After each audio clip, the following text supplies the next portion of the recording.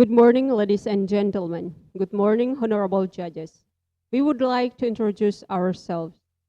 We are from UPBJJ-UT Jayapura. I am Maria Lone Crowin as government team. And My name is Muhammad Imadiana Fiarianto as opposition team. the motion is the House supports the amendment presidential terms. Amendment of presidential terms is something new.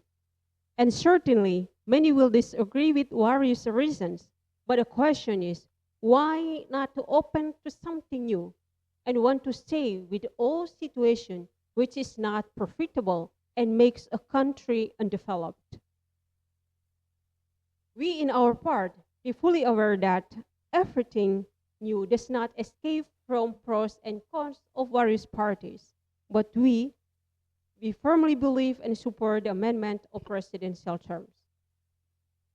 An expression that came from Abraham Lincoln, which is very popular in interpreting the concept of democracy, namely, from the people, by the people, and of the people, which departs from the understanding of the concept of people sovereignty, that in this era of democracy, people are in control to determine and decide everything.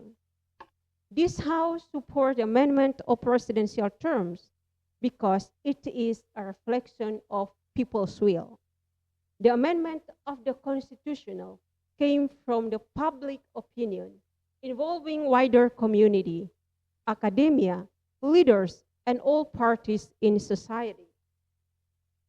The amendment of presidential term, of course, can happen after being studied and considered by all relevant parties. A process has been passed before and has a main goal of building a more advanced and prosperous country.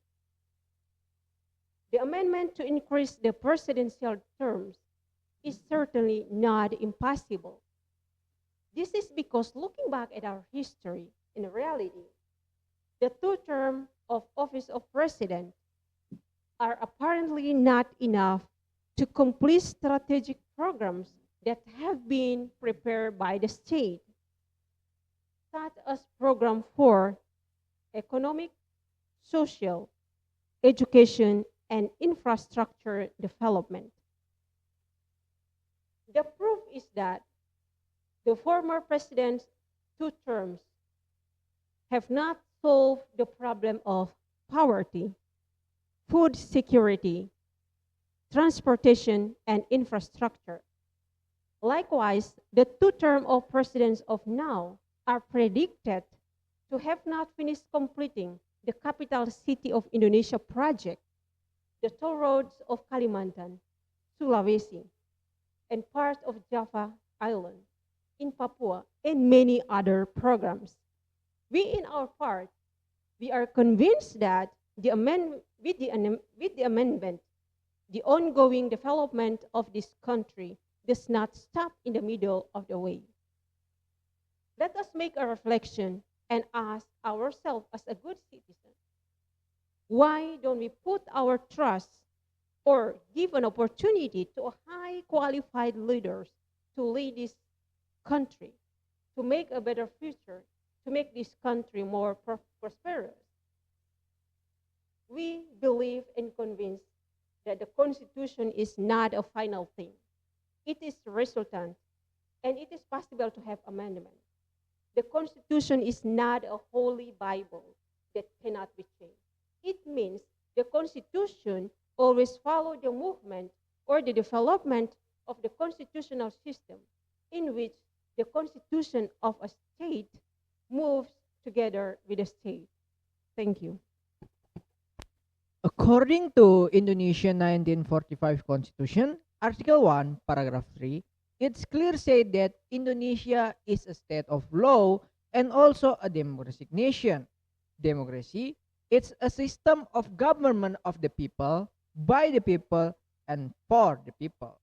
In this case, the people has some freedoms and rights in various line of life, including political activity. regarding the source of amendment of the presidential terms, actually it's very contra with the meaning and the essence of the democracy. And it will restore the atmosphere of leadership without boundaries. Besides that, I want to know some reason why government want to do this amendment. I got your point and idea about this. First, the main reason of this amendment is very unclear and seem forced. And if it really happen, of course, it will open opportunity for the fourth, five, or maybe sixth period. Second, the meaning of democratic state will be lost due to the absence of the regeneration for those people who have better potential to lead this nation. Third, if we say that constitution can be changed, we have to know that the sovereignty was in the hand of the people. And how do you know if the majority of people in Indonesia will agree with this statement? I want you to give me some criteria or indicator to supporting your statement. Last, is there a guarantee if we do this amendment, it will bring a positive impact to our nation, or it's just a part of political interest of a certain group? That's why instead we are changing our constitution, better we are focused to improving our democratic index or democratic quality. Because based on the data on Economic Intelligence Unit or EIU in 2020, Indonesia demographic index got a significant decrease since 14 years. It showed that our demographic index was lower than a year after year. That's why if we continue insist on making this amendment, it will make our democracy become worse. So I will give you some solution for this case. First, the amendment can be done, but on that article, they were not in line in our democracy.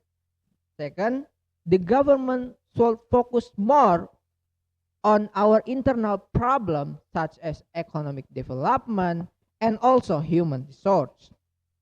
Because we are now in a demographic dividend era that we have to maximize.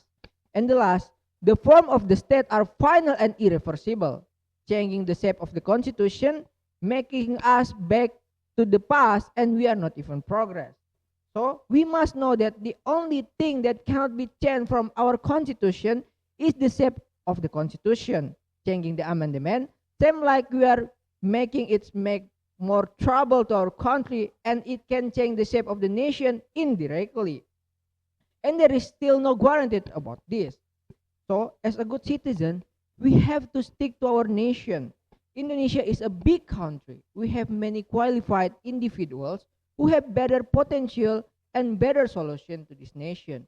We must believe to the people in Indonesia so they will bring a positive impact and bring a better future to Indonesia. Thank you.